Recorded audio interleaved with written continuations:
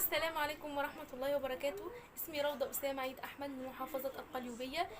سوف أشارك اليوم في مسابقة الأصوات الذهبية تحت إشراف قناة بالدين نحيا.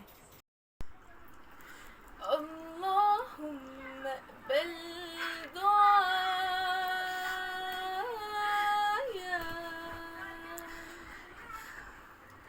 اللهم ارحم شقايا،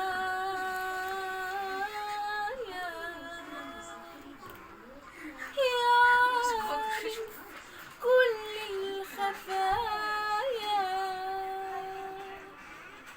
إن كنت ضليت في عمري إيماني بعدلك كفاية يا ربي. يا ربي بندم يا ربي واترجاه من جوا قلبي. يا ربي بندم يا ربي واترجاه من جوا قلبي. عفوك يا